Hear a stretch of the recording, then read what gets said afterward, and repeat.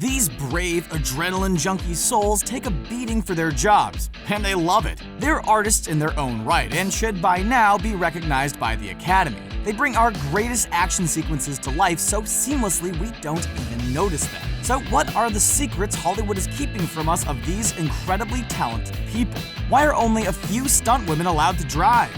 And are stunt double casualties kept secret? Watch this video as we reveal all you need to know about stunt people. Are you new to Screen Rant? Welcome! Hit the subscribe button to stay up to date on everything movies. Give us a like if you agree stunt people should be recognized for their hard work. No Oscars. Jack Gill is one of Hollywood's main stuntmen, working with all the top directors on the top action films for years. And for years, he has been campaigning to the Academy to acknowledge the work he, his team, and his fellow stunt people around the globe have accomplished. To be praised for their detailed work and feel pride in what they do. These warriors of film have faced a lot of adversity toward acceptance of an awards category at the Oscars. However, progress has been made. During an interview with Insider about fighting so strongly for an awards section, Gill said, "I'm not really worried about burning bridges because it seems like the people I work with want the same thing." Gill also went on to say they aren't even looking to make it to the televised event, they just want to be able to have their own Oscar for the work they did, to congratulate each other. First, they are attempting to have Stunt Coordinator nominated under the title Best Action Designer. Their behind-the-scenes work needs to be noticed, just as every other behind-the-scenes work is. One other exception of people who aren't recognized are casting directors. While you're doing Stunt Coordinator, why not throw in an award for Best Casting as well? Oscars for everyone!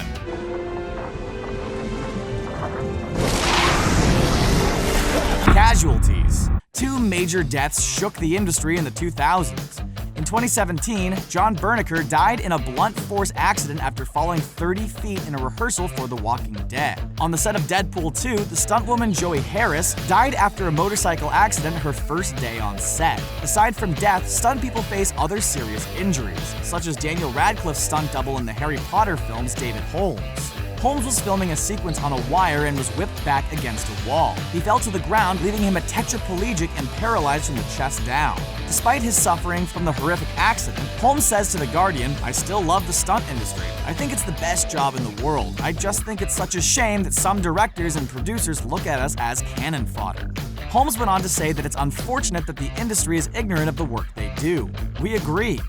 Though thankfully, the casualty rate has improved drastically since the 1980s and 90s, when there were 40 stunt-related deaths in the US.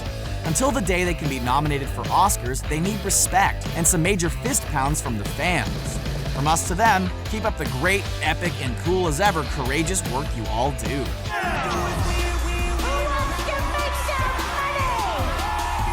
Paid well, but well enough?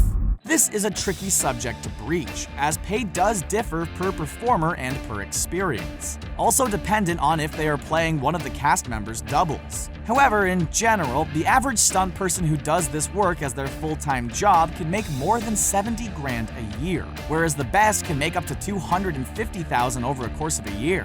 Not too shabby, but think about it. If you had to risk your life every day for a year for 70 grand, would you do it? We're not sure it sounds like proper compensation. This is not criticizing. These people choose to do this for a living and are compensated. The questions we're raising is, why is Hollywood paying famous actors millions while the stuntmen get paid much less? Yeah, we know why. Celebrities bring in fans, but if an action movie with Tom Hardy had no action, would you go and see it? Sure, we may be getting into an if a tree falls in the woods and no one's around to hear it area. Do you think these brilliantly talented and ultimate risk seekers are being paid enough? Let us know in the comments below. Benji, can you open the door? Maybe. Open the door when I tell you! They are actors. These performers create the roller coaster ride that we experience in all action movies. Stunt people have pretty much been around since movies began, and they still aren't recognized for the warriors they are. Each day is a new terrifying adventure, mapped out by a stunt coordinator that works closely with the director to tell the story properly. When we think of epic stunt routines, the first that comes to mind is the original Old Boy. If you've seen the movie, you know which one we're talking about. That long one take as the camera dollies along while our heroic lead fights off all the bad guys. Or for a taste of something more modern, the one-take stairwell sequence in Atomic Blonde that blew moviegoers away. The scene that was talked about for the rest of the year was acted out by stunt performers practically from beginning to end. Without an actual performance, we would see the difference. These people are actors in their own right and have upheld the highest level of movie making that is meant to not be seen, meaning their work is so believable we don't even second guess that crazy fight isn't happening in real time. Hollywood has long made them out to be not as worthy as actors, and we call BS on that silly talk.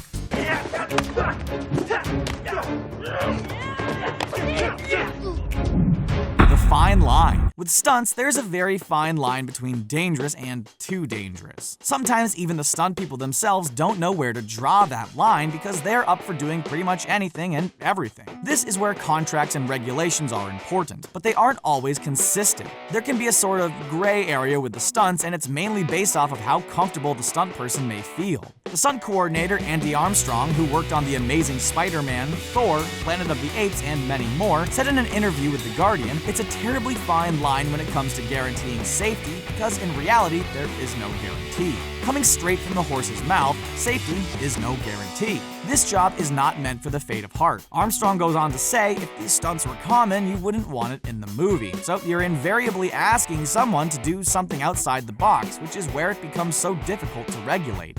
And that there, folks, is why we love going to see movies, because they are beyond reality, making our superhero dreams come true.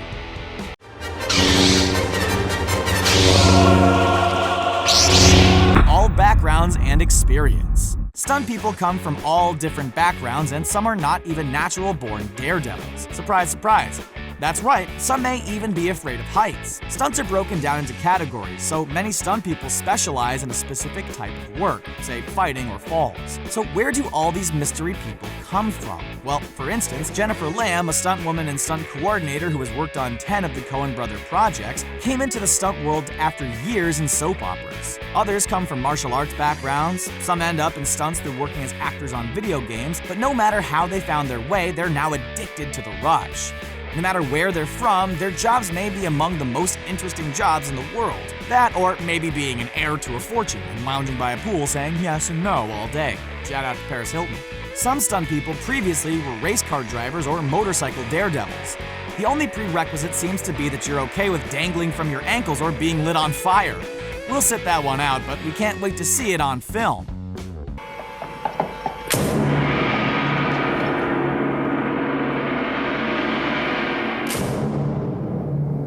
Celebrities' twins.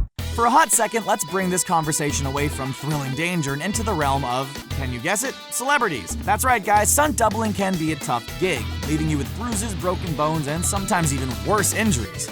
But the hardest part of the gig, being a celebrity's doppelganger.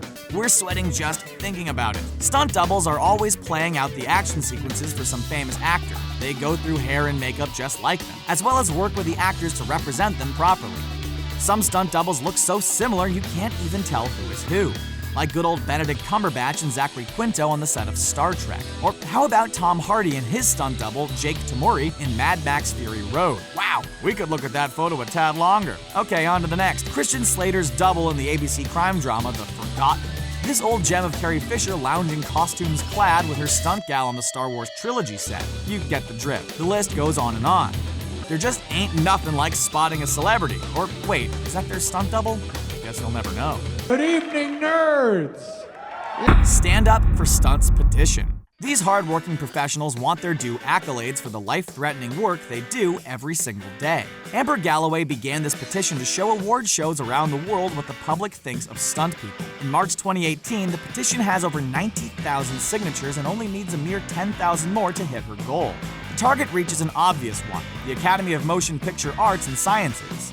The art form these people have devoted their lives to is one that movies couldn't be made without. As the petition page says, it's the art of action, and they couldn't be more right. As notable stunt woman Elizabeth Davidovich says about the art form, the right-left brain divide, the peculiar mix of both artistry and physicality. She continues on a more serious note about stunt work, but also the selflessness of these performers who every day put themselves in harm's way to serve a larger purpose.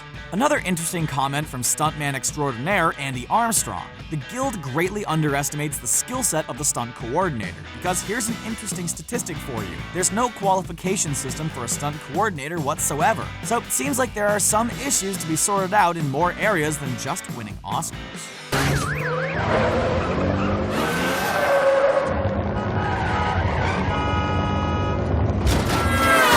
anonymity is key. Elizabeth Davidovich is a regular stunt double on The Walking Dead, in addition to previously working as a stunt double for Gal Gadot and Elsa Pataki.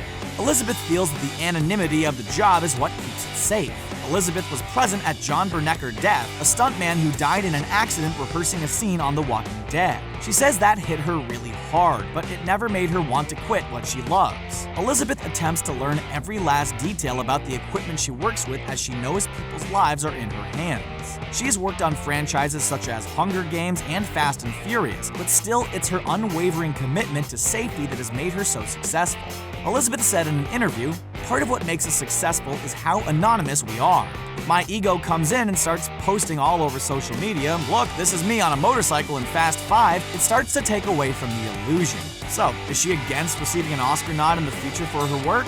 Who knows, but we do like where her mind is at. And though these artists should be recognized, maybe anonymity is key here. What do you think? Let us know in the comments below.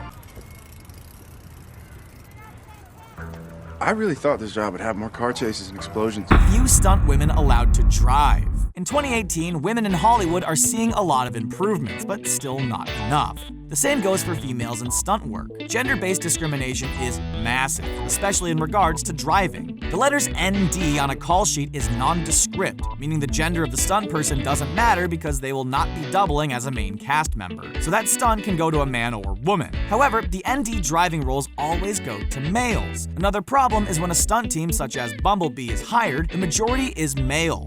Take Transformers, for example. The team showed up with one female, who was doubling for the actress, and the remaining 11 were males. Now, this begs the question, are there enough women in the industry? The answer is yes, and they should be used. Even if there are slightly more stunt people that are males than females, there is definitely enough women for the men not to have to wear wigs, but that isn't the case either. The Bumblebee team has even had men put on wigs and play women. Are we all so viciously conditioned to a false impression that women can't do things that men can? Let the women drive! Come on, stunt peeps, we beg you to think outside the box. Let's have some female faith, shall we? What did you think was the most shocking secret Hollywood isn't telling you about stunt people? What are your thoughts on their dangerous work and not being recognized? Do you have any favorite action films that are filled with epic stunts? Let us know in the comments below. Remember to subscribe for more great movie videos. Thanks for watching, and we'll see you next time.